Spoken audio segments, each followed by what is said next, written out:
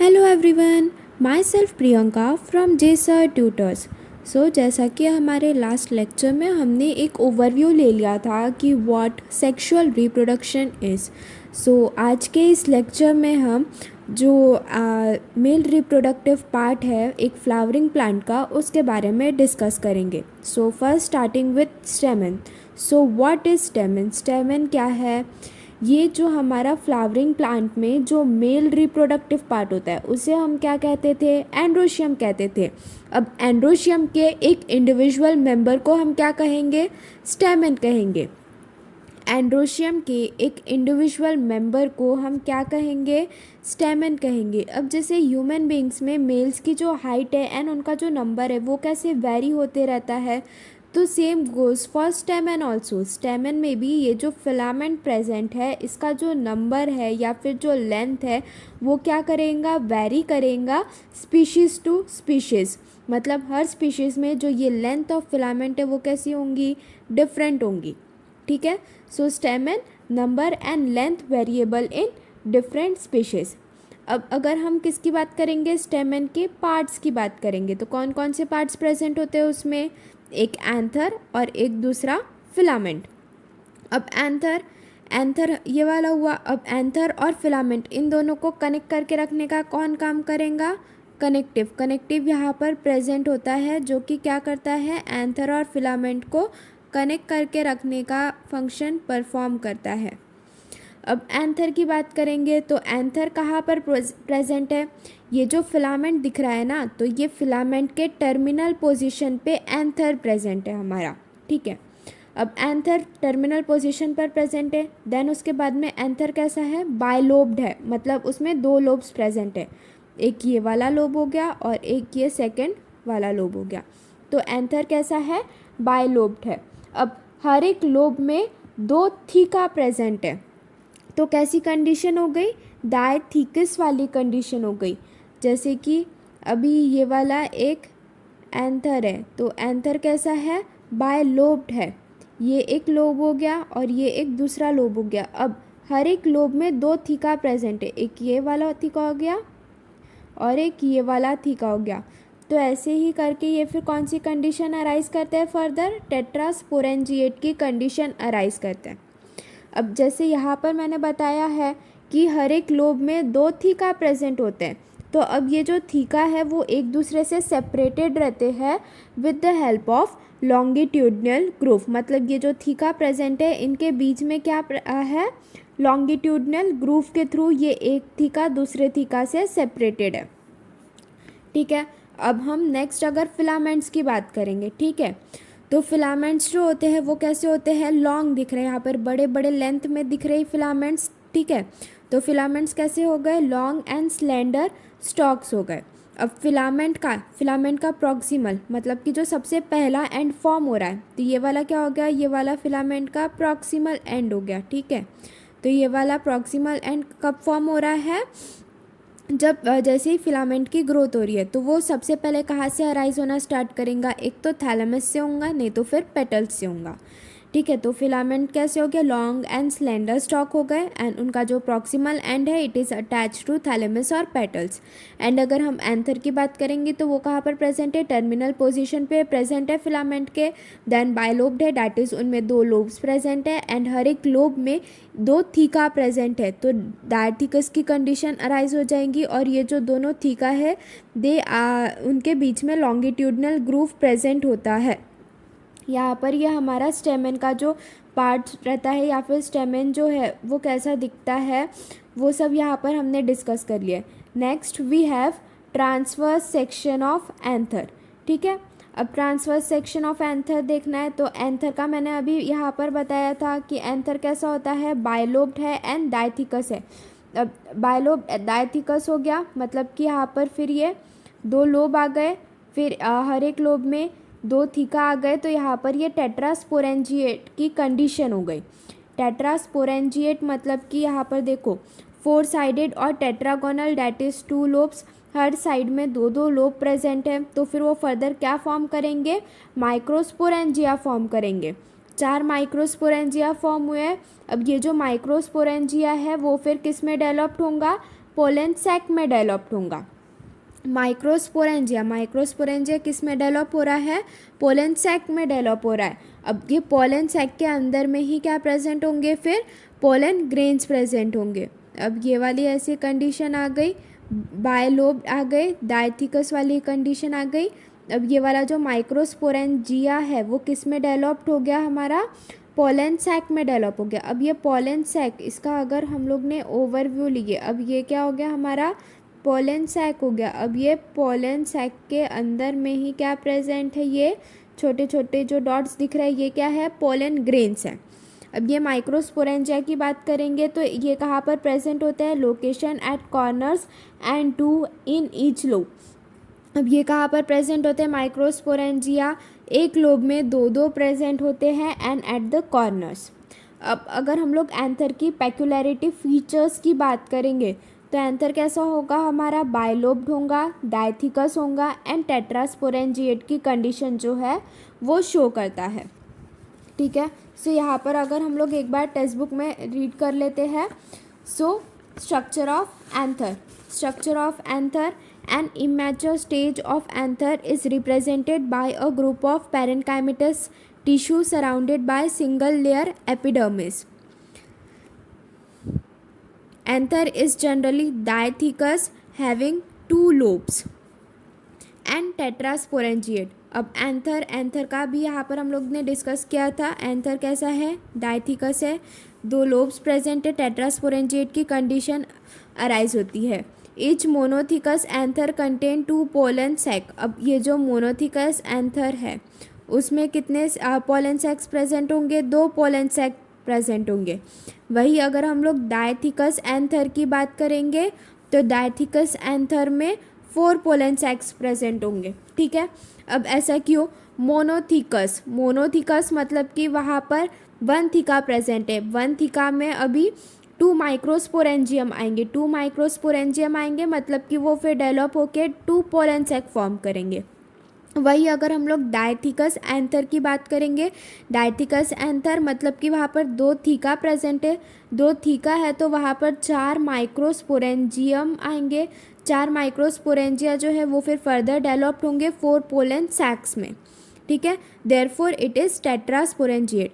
The heterogeneity, that is differentiation, arises when some hypodermal cells get transferred into archisporial cells. तो ये जो हेटेरोजेनेसिटी की जो कंडीशन होती है, डैट इज़ डिफ्रेंशिएशन की जो कंडीशन है, वो कब अराइज होंगी? जब ये जो हाइपोडर्मल सेल्स होते हैं वो किस में ट्रांसफॉर्म्ड हो रहे हैं?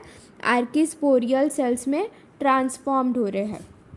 ठीक है, next here we have structure of microsporangium. Microsporangium मतलब कि यहाँ पर ये जो वो हमारे पास में ये वाली जो कंडीशन अराइज हो रही थी, यहाँ पर एक को हम लोग ने क्या कहा है? माइक्रोस्पोरेंजियम। अब उसके जो वॉल लेयर्स वगैरह होते हैं उसे डिफ्रेंशिएट कैसे किया है वो सब देखेंगे इसमें। ठीक है, तो माइक्रोस्पोरेंजिया की बात करेंगे तो माइक्रोस्पोरेंजिया में सर्कुलर आउटलाइंस प्रेजेंट होती है। उसके बाद में वहाँ पर सबसे इनरमोस्ट पार्ट जो होता है माइक्रोस्पोरेंजियम का, वो किसका बना होता है? स्पोरोजिनस टिश्यू का बना होता है। Sporogenous tissue at the centre in young anther. अब स्पोरोजिनस का मतलब क्या होता है? Compactly arrange homogeneous tissue. Homogeneous tissue का मतलब क्या हो गया? कि जिसमें same types of cells present है, तो फिर वो क्या बनाएंगे? स्पोरोजिनस टिश्यू बनाएंगे। ठीक है, अगर अभी हम किसकी बात करेंगे? माइक्रोस्पोरेंजियम। माइक्रोस्पोरेंजियम के अगर हम वॉल लेयर्स की बात करेंगे तो उसमें 4 टाइप की वॉल लेयर्स प्रेजेंट होती है। सबसे पहले कौन सी आएंगी? Epidermis. Epidermis that is the upward covering आएंगी। एपिडर्मिस के बाद में क्या आता है? फिर एंडोथीशियम आता है। एंडोथीशियम के बाद क्या आएगा? मिडल लेयर आएगा एंड देन एक टेपेटम आता है 4th वाली लेयर। अब ये जो epidermis, endothecium and middle layer है, इनका फंक्शन क्या होता है? ये एक तो प्रोटेक्शन प्रोवाइड करेंगे।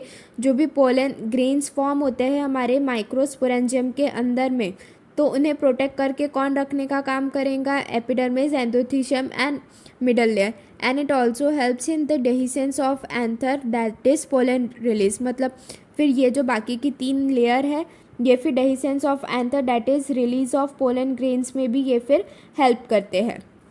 अब अगर हम टेपेटम की बात करेंगे तो टेपेटम जो होता है वो इनरमोस्ट लेयर में आ जाता है, जहाँ पर हमारे स्पोरोजिनस टिश्यू प्रेजेंट होते हैं। स्पोरोजिनस टिश्यू के बाहर में ही टेपेटम प्रेजेंट होगा। तो टेपेटम का फंक्शन क्या होता है, वो पोलन ग्रेन को नरिशमेंट प्रोवाइड करता है, ठीक है।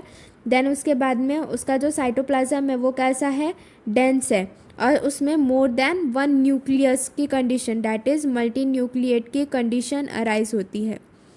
कौन सी कंडीशन अराइज होती है, मल्टी न्यूक्लिएट की कंडीशन अराइज होती है। टेपिटम का फंक्शन क्या होता है, वो नरिशमेंट प्रोवाइड करता है to the developing pollen grain.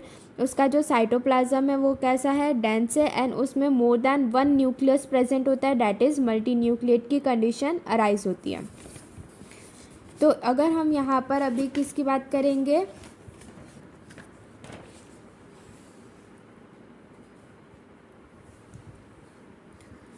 तो अगर हम यहाँ पर अभी किसकी बात करेंगे, टीएस ऑफ एंथर की, तो उसमें क्या आएगा, the archesporial cells divides into an inner sporogenous tissue and an outer primary parietal cell.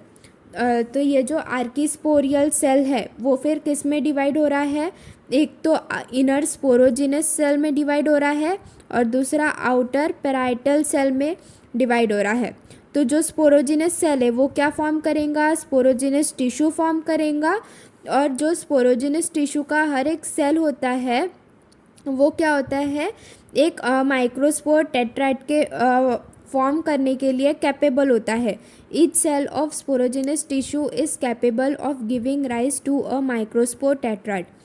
Parietal cell undergoes division to form anther wall layers. The wall of mature anther consist of 4 layers. जो भी mature anther के का जो wall layers होते हैं वो 4 इसमें होते हैं। पहला क्या आ जाएगा, एपिडर्मिस। एपिडर्मिस जो होता है वो हमारा आउटर मोस्ट पार्ट होता है। आउटर मोस्ट है मतलब कि वो प्रोटेक्शन का फंक्शन परफॉर्म करेगा, ठीक है। So epidermis is the outermost protective layer made up of tabular that is flattened cells. Then next we have endothecium. Endothecium कौन सा लेयर है हमारा, सब एपिडर्मल लेयर है, ठीक है। So endothecium is sub epidermal layer made up of radially elongated cells with fibrous thickenings. Inner to endothelium is middle layer. अब endothecium है, एंडोथीशियम के अंदर में कौन सा लेयर प्रेजेंट है हमारे पास में, मिडल लेयर प्रेजेंट है, जो कि किसका बना हुआ है, 1 to 2 लेयर्ड का है, जो कि थिन वॉल्ड, जहाँ पर जो सेल्स है वो कैसी है, थिन वॉल्ड है, ठीक है, विच में डिसइंटीग्रेट इन मैच्योर एंथर। अब ये जो मिडल लेयर है वो क्या होता है, डिसइंटीग्रेट होने लगता है मैच्योर एंथर में। टेपेटम जो है वो हमारा इनर मोस्ट न्यूट्रिटिव लेयर है of the anther wall. Tapetum क्या है, इनर मोस्ट न्यूट्रिटिव लेयर है एंथर वॉल के, जो कि न्यूट्रिशन प्रोवाइड करता है to the pollen grains. It immediately encloses the sporogenous tissue that is microspore mother cell. Tapetum क्या करेगा, वो एनक्लोज कर देता है स्पोरोजेनस टिश्यू को that is microspore mother cell. अब यहाँ पर अगर हम किसकी बात करेंगे, टीएस ऑफ एंथर की बात करेंगे, ठीक है। तो उसकी सबसे पहले वॉल लेयर्स देखते हैं हम। तो सबसे ये वाली देखो, ये वाली सबसे आउटर मोस्ट दिख रही है, तो सबसे आउटर मोस्ट प्रोटेक्टिव लेयर कौन सी हो गई, एपिडर्मिस हो गई। एपिडर्मिस के बाद में जो सब एपिडर्मल लेयर है वो कौन सी हो गई, एंडोथीशियम हो गई। एंडोथीशियम में जो सेल्स रहते हैं वो रेडियली अरेंज्ड होते हैं एंड उनकी फाइब्रस थिकनिंग्स होती है। अब एंडोथीशियम के अंदर में क्या प्रेजेंट है, फिर मिडल लेयर प्रेजेंट है, ठीक है। Middle layer thin walled cells का बना हुआ है, वो 1 या फिर 2 लेयर्स में प्रेजेंट होता है। एंड देन उसके बाद में ये जो मिडल लेयर है वो मैच्योर एंथर में डिसइंटीग्रेट होने लगता है। अब मिडल लेयर के अंदर में फिर कौन सा लेयर प्रेजेंट है हमारे पास में, टेपेटम का लेयर प्रेजेंट है। टेपेटम का फंक्शन क्या होता है, वो न्यूट्रिशन प्रोवाइड करता है हमारा जो पोलन ग्रेन होता है फ्लावरिंग प्लांट का उसे। तो टेपिटम क्या हो गया, इनरमोस्ट न्यूट्रिटिव लेयर हो गया एंथर वॉल का, और वो इमीडिएटली एनक्लोज करता है किसे, स्पोरोजेनस टिश्यू को। मतलब यहाँ पर बीच में हमारे पास में क्या प्रेजेंट है, स्पोरोजेनस टिश्यू है। देन उसके बाद में यहाँ पर क्या है, टेपिटम है। टेपिटम के बाद में यहाँ पर 1 to 2 लेयर्स, यहाँ पर देखो 1 to 2 लेयर्स दिख रही है किसकी, मिडल लेयर की दिख रही है। एंड देन उसके बाद में हमारे पास में यहाँ पर एंडोथीशियम आएगा। एंडोथीशियम के बाद में आएगा एपिडर्मिस।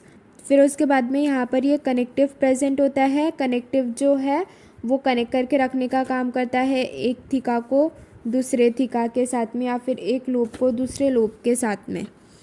ठीक है, so here we have completed our structure of anther, and further in our next video we are going to study about what microsporogenesis is, and or what is the process of microsporogenesis. So if you like the video, please like, share and subscribe our channel, and if you are having any queries, then do message in the comment box. Thank you.